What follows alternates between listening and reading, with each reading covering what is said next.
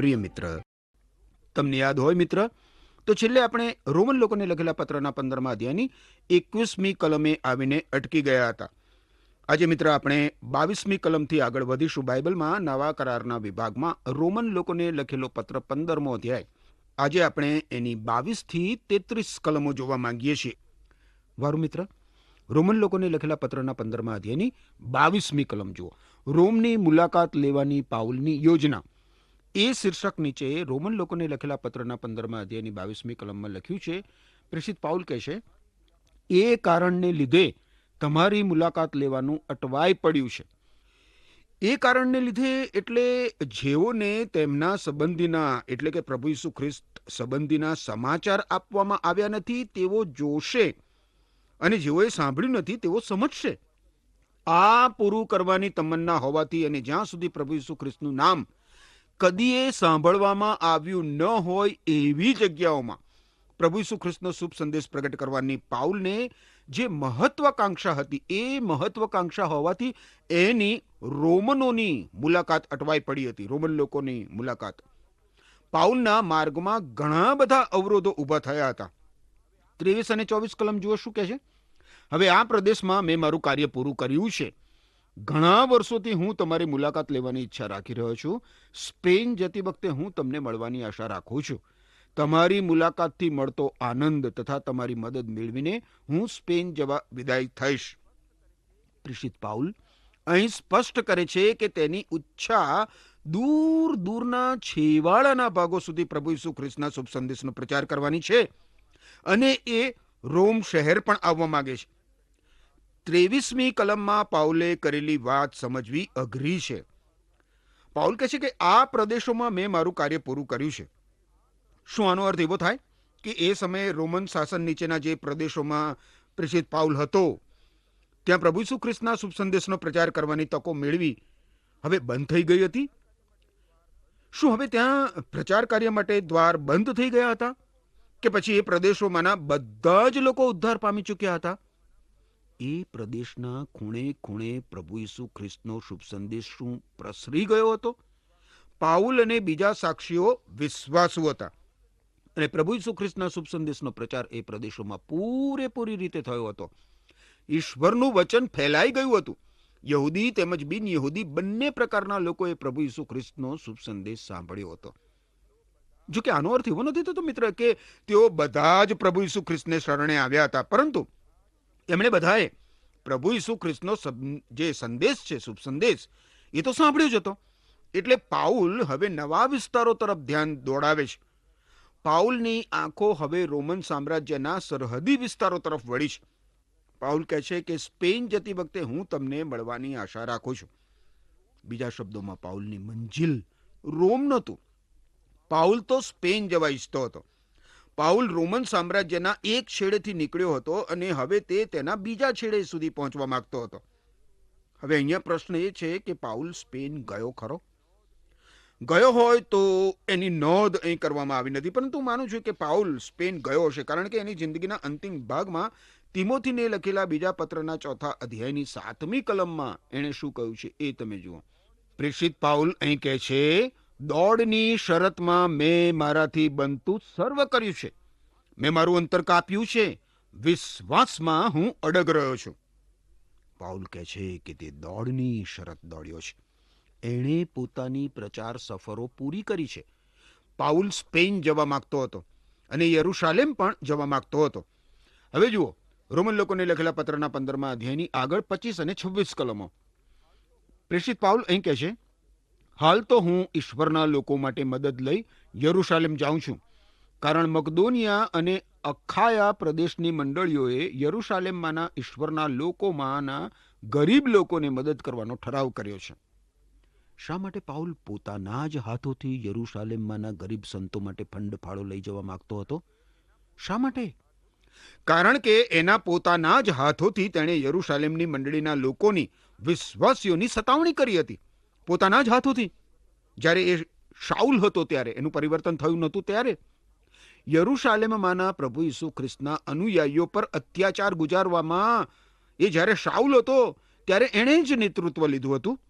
હવે આ મહાન પ્રેષિત પાઉલ પોતાના જ હાથોથી એ લોકોને આર્થિક મદદ પહોંચાડી તેઓ પ્રત્યે પોતાની લાગણી પ્રદર્શિત કરવા માંગે છે. હવે મિત્ર 25 અને 26 કલમોમાં જે મદદ શબ્દ વાપરવામાં આવ્યો છે એ મૂળ ગ્રીક ભાષામાં કોઈનોનિયા એવો શબ્દ છે, જેનો અર્થ થાય સંગત, ઈશ્વરના લોકની સંગત. આ શબ્દ વિશ્વાસીઓ આપસમાં જે કંઈ એકબીજાને વહેંચી શકે એ માટે વપરાતો હતો. પ્રભુ ઈસુ ખ્રિસ્ત, ઈશ્વરના વચનો, પ્રાર્થના, પ્રભુ ભોજન અને ભૌતિક ચીજ વસ્તુઓ. વિશ્વાસીઓ જ્યારે આપે છે ત્યારે તેમને ઈશ્વર સાથે, પ્રભુ ઈસુ ખ્રિસ્ત સાથે અને એકબીજા સાથે સંગત થાય છે. મિત્ર, સંગતનો અર્થ કોઈની પીઠ થાબડવી એવો નથી થતો. વિશ્વાસીઓ માટે સંગત એટલે તો એકબીજાને પ્રભુ ઈસુ ખ્રિસ્તની બાબતો વહેંચવી, એની આપ-લે કરવી. પાઉલ હરે યરુશાલેમ જવા માંગે છે, જ્યાં અગાઉ તેણે વિશ્વાસીઓ ઉપર અત્યાચાર કર્યા હતા. એનું પરિવર્તન થયું એ પહેલા. હવે પ્રેષિત પાઉલ એમની સાથે સંગત કરવા ઈચ્છે છે. હવે તે એ લોકો માટે મદદ લઈ જવા માંગે છે. પ્રેષિતોના કાર્ય નામનું જે પુસ્તક છે બાઇબલમાં નવા કરારના વિભાગમાં, એમાં આપણને આનો ઐતિહાસિક પુરાવો મળે છે. તમે જુઓ, નવા કરારના વિભાગમાં પ્રેષિતોના કાર્ય 24મો અધ્યાય 17મી કલમ જુઓ. અહીં લખ્યું છે, ઘણા વર્ષો સુધી યરુશાલેમથી બહાર રહ્યા પછી પ્રેષિત પાઉલ આ પ્રમાણે કહે છે, મારા પોતાના લોકોને થોડા પૈસા આપવાને અને બલિદાનો ચડાવવાને હું ત્યાં ગયો. વારું મિત્ર, આપણે હવે આગળ વધીશું. 27મી કલમ જોઈએ. રોમન લોકોને લખેલો પત્ર 15મો અધ્યાય. અહીં પ્રેષિત પાઉલ કહે છે કે તેઓએ જાતે જ આ પગલું ભર્યું છે. ખરું જોતા તેઓ તેમના દેવાદાર છે, કારણ યહૂદીઓએ તેમની આત્મિક આશીષોમાં બિન યહૂદીઓને ભાગીદાર બનાવ્યા છે. તેથી બિન યહૂદીઓએ પણ તેમને ભૌતિક બાબતોમાં મદદ કરવી જોઈએ. હવે આ ફંડફાળો જે છે એ પાઉલે એકત્રિત કર્યો હતો, અને પાઉલ બહુ જ સ્પષ્ટ કરે છે કે એ ફંડફાળો સ્વૈચ્છિક દાન હતું. એટલું જ નહીં, પરંતુ પાઉલ એ હકીકત તરફ પણ ધ્યાન દોરે છે કે નૈતિક રીતે બિન યહૂદીઓની એ ફરજ હતી કે તેઓ યહૂદી વિશ્વાસીઓને તેમની ગરીબાઈમાં આર્થિક ટેકો કરે. ધર્મદાન માટે ઈશ્વરને પ્રસન્ન કર, એવી એ ઉત્તમ રીત હતી. મિત્ર, બિન યહૂદી લોકોને ઇઝરાયેલી પ્રજા પાસેથી પ્રભુ ઈસુ ખ્રિસ્તનો શુભ સંદેશ મળ્યો હતો. ઈસુ ખ્રિસ્તે યોહાન અનુસાર શુભ સંદેશના 4થા અધ્યાયની 22મી કલમમાં યહૂદી લોકો વિશે અને ઉદ્ધાર વિશે શું કહ્યું છે એ તમે જુઓ. યોહાન અનુસાર શુભ સંદેશ 4થો અધ્યાય 22મી કલમ કે છે, તમે સમરૂનીઓ કોનું ભજન કરો છો તે જાણતા નથી, પણ અમે યહૂદીઓ કોનું ભજન કરીએ છીએ તે જાણીએ છીએ, કારણ ઉદ્ધાર યહૂદીઓમાંથી આવવાનો છે. તમે જુઓ મિત્ર, પ્રભુ ઈસુ ખ્રિસ્તના શુભ સંદેશનો આરંભ યરુશાલેમથી થયો. એટલે મકદોનિયા અને આખાયા યરુશાલેમના ઋણી હતા. યરુશાલેમમાંના કેટલાક સંતોને આર્થિક ભીડ હતી, સંકળામણ હતી, મહદ અંશે સતાવણીને કારણે. અને એટલે જ આખાયા અને મકદોનિયા એમનું આત્મિક દેવું આર્થિક મદદ કરીને વાળી શકે. આ જ પદ્ધતિ મિત્ર આજના સમયમાં પણ અમલમાં મૂકી શકાય. આત્મિક આશીષનો બદલો ભૌતિક આશીષથી વાળી શકાય. વારું, હવે આગળ જુઓ. 28મી કલમ, રોમન લોકોને લખેલો પત્ર 15મો અધ્યાય. પ્રેષિત પાઉલ શું કહે છે 28મી કલમમાં? કહે છે, તેઓને માટે ઉઘરાવેલા ફાળાની સોંપણીનું કામ પતાવી હું સ્પેન જવા વિદાય થઈશ, અને ત્યાં જતા રસ્તામાં તમારી પણ મુલાકાત લઈશ. તમે જુઓ મિત્ર, ફંડ ફાળાનું દાન મહાન પ્રેષિત પાઉલના હૃદયમાં કેન્દ્ર સ્થાને છે. એ દાન યરુશાલેમ લઈ જવા માટે એને કેટલો બધો ઉત્સાહ છે, કેટલી બધી લગન છે. જો કે યરુશાલેમની પાઉલની એ મુલાકાતે પાઉલને તેના શત્રુઓના હાથમાં પકડાવી દીધો અને તેમણે તેની ધરપકડ કરાવી. આ યરુશાલેમની પાઉલની મુલાકાત ઈશ્વરની ઈચ્છા વિરુદ્ધ હતી એવું હું માનતો નથી. યરુશાલેમ જવામાં પાઉલ માટે ઈશ્વરની ઈચ્છા હતી જ. પ્રેષિતોના કાર્યના પુસ્તકમાં એ હકીકત આપણે જોઈ ગયા છીએ મિત્ર. 28મા કલમમાં તમે જુઓ, પાઉલ કહે છે કે તેઓને માટે ઉઘરાવેલા ફાળાની સોંપણીનું કામ પતાવીને હું સ્પેન જઈશ. એનો એ પણ અર્થ થાય મિત્ર કે પાઉલ યરુશાલેમના વિશ્વાસીઓને બતાવવા માંગતો હતો કે પ્રભુ ઈસુ ખ્રિસ્તના શુભ સંદેશના પ્રચાર કાર્યનું કેટલું સુંદર પરિણામ આવ્યું હતું. વારું, હવે આગળ વધીએ અને 29મી કલમ જોઈએ. રોમન લોકોને લખેલો પત્ર 15મો અધ્યાય. પ્રેષિત પાઉલ અહીંયા કહે છે કે તમારે ત્યાં હું આવીશ ત્યારે ઈસુ ખ્રિસ્તના શુભ સંદેશની આશીષોની ભરપૂરી લાવીશ એ બી મને ખાતરી છે. રોમ તરફની પાઉલની પ્રગતિકારક સફર ઉપર પાઉલના આ સહી સિક્કા છે મિત્ર. પ્રેષિત પાઉલ ઈશ્વરની જ ઈચ્છા પ્રમાણે રોમ ગયો હતો મિત્ર, જે દ્વારા તેનું પ્રેષિત પદનું સેવા કાર્ય અધૂરું ના રહે. ઈશ્વરે પાઉલને રોમની સફર માટે દૈવી આંતરસૂઝ હતી એ આપી હતી મિત્ર. યરુશાલેમ કે રોમ જવાથી પાઉલ ઈશ્વરની ઈચ્છાનું ઉલ્લંઘન કરતો નહોતો. પાઉલની એ સફર પ્રગતિકારક ના જણાય આપણને કદાચ, પરંતુ ઈશ્વરે એ જ માર્ગનો ઉપયોગ કર્યો હતો. જ્યારે ઈશ્વરના બાળકના જીવનમાં મુશ્કેલીઓ આવે મિત્ર અને પરિસ્થિતિ અંધકારમય અને આશા વિહોણી લાગે ત્યારે મેં ઈશ્વરની ઈચ્છાનું ઉલ્લંઘન કર્યું હશે એવા ઉદ્ગારો સહજ રીતે જ નીકળી જાય છે. મારા મિત્ર, તમે મુશ્કેલીમાં હો અને બેચેન બન્યા હો તો એનો અર્થ એવો નથી થતો મિત્ર કે તમે ઈશ્વરની ઈચ્છાનું ઉલ્લંઘન કર્યું છે. હકીકતમાં તો એનો અર્થ એવો થાય છે કે તમે ખરેખર ઈશ્વરની ઈચ્છામાં જ છો. તમે સંપૂર્ણ સુખચેનમાં જીવતા હો ને અને તમારા માટે કોઈ અવરોધો ઊભા થતા ના હોય ને તો તમે ઈશ્વરની ઈચ્છામાં રહ્યા નથી એની વધારે શક્યતા છે. હવે આગળ જુઓ 30 થી 32 કલમો. પ્રેષિત પાઉલ અહીંયા શું કહે છે? ભાઈઓ, આપણા પ્રભુ ઈસુ ખ્રિસ્તને ખાતર અને પવિત્ર આત્માના પ્રેમને ખાતર મારી તમને આ વિનંતી છે. યહૂદિયાના અવિશ્વાસીઓના હુમલાથી હું બચી જાઉં, યરુશાલેમમાંની મારી સેવા ઈશ્વરના લોકોને પસંદ પડે તથા ઈશ્વરની ઈચ્છા હોય તો હું તમારે ત્યાં આનંદથી આવી શકું અને તમારી મુલાકાતથી તાજગી મેળવી શકું. એ માટે ઈશ્વરને આગ્રહથી પ્રાર્થના કરીને મને સહાય કરો. પ્રાર્થનાના આ વિષય ઉપર મેં લાંબો સમય વિચાર કર્યો છે મિત્ર. એનું એક કારણ એ છે કે આ વિષય ઘણો અંગત છે. પાઉલ અહીંયા તમે જુઓ પોતાનું હૃદય ખોલી દે છે. બીજું કારણ એ છે મિત્ર કે પ્રથમ સદીમાં વિશ્વાસીઓ કેવી રીતે કાર્ય કરતા હતા એ અહીં જોઈ શકાય છે. અહીં આપણને વિશ્વાસીના જીવનનું વ્યવહારુ પાસું જોવા મળે છે. રોમનોને પત્રના પ્રથમ વિભાગમાં પાઉલે દૈવી સિદ્ધાંતો આપ્યા. હવે પાઉલ એ દૈવી સિદ્ધાંતો અમલમાં મૂકે છે. બાઇબલમાં પ્રદર્શિત થયેલી પ્રાર્થના માટેની પાઉલની આ અતિ ગંભીર, નિખાલસ અને તાતી યાચના છે. પાઉલને ખ્યાલ આવી ગયો છે મિત્ર કે એના ઉપર ખતરો તોડાઈ રહ્યો છે અને હવે એના સેવા કાર્યમાં કટોકટીની પળો આવી ગઈ છે. દરેકે દરેક દિશામાં એના માટે દુશ્મનો રહેલા છે. બીક માટે, ગભરાટ માટે પાઉલ પાસે કારણો હતા જે હવે પછી બનનાર બનાવો પુરવાર કરશે. પાઉલ બહુ જ અદ્ભુત રીતે પ્રાર્થના માટે વિનંતી કહે છે. એ શું કહે છે? જરા એના શબ્દો જુઓ. આપણા પ્રભુ ઈસુ ખ્રિસ્તને ખાતર અથવા તો આપણા પ્રભુ ઈસુ ખ્રિસ્તની મારફતે. પાઉલ જાણતો હતો કે તેના જીવનમાં જે કાંઈ બને છે એ પ્રભુ ઈસુ ખ્રિસ્તની મારફતે બનવું જોઈએ.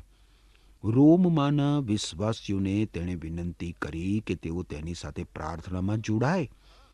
તેણે વિનંતી કરી કે તમે બધા પ્રભુ ઈસુ ખ્રિસ્તની મારફતે પ્રાર્થના કરો.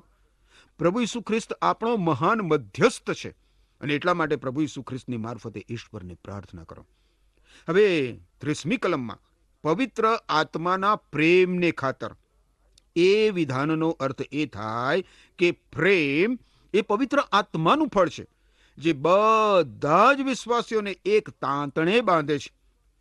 આપણે મિત્ર એકબીજા માટે પ્રાર્થના કરવી જ જોઈએ. એકબીજા માટે આપણે પ્રાર્થના કરવી જ જોઈએ. હવે આગળ 32મી કલમના ઉત્તરાર્ધમાં તમે જુઓ, ત્યાં પ્રેષિત પાઉલ કહે છે કે ઈશ્વરને આગ્રહથી પ્રાર્થના કરીને.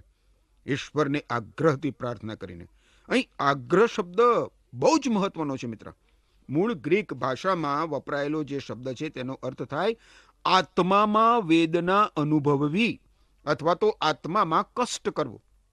પાઉલ અહીંયા વિનંતી કરે છે કે આત્મામાં મારી સાથે વેદના અનુભવો, આત્મામાં મારી સાથે કષ્ટ કરો.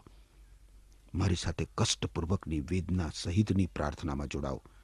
મારા માટે પ્રાર્થના કરો. પાઉલ એની અંગત સલામતી માટે પ્રાર્થના કરવાનું કહે છે જેથી તે તેમની પાસે પ્રભુ ઈસુ ખ્રિસ્તના શુભ સંદેશની આશીષોની ભરપૂરી લાવી શકે. મારા મિત્ર, આપણે પણ આ રીતે એકબીજા માટે આગ્રહથી પ્રાર્થના કરવાની જરૂર છે. માત્ર કોઈ ક્રિયા કરતા હોય એ પ્રમાણે નહીં. અથવા પ્રાર્થનાની યાદી ઝડપથી પૂરી કરી દેવી હોય એ રીતે નહીં. પ્રેષિત પાઉલ માટે પ્રાર્થના ભારે કષ્ટ અને આત્માની મહાન કસરત સમાન હતી. પાઉલે ઈશ્વરનો જાણે પીછો ના પકડ્યો હોય એવું લાગે. આજે તો મિત્ર આવી પ્રાર્થનાની તાતી અને અત્યંત જરૂર છે. તમને અને મને મિત્ર આવા પ્રાર્થના વીરોની જરૂર છે. પાઉલની આ પ્રાર્થના વિનંતીમાં બે અરજો છે.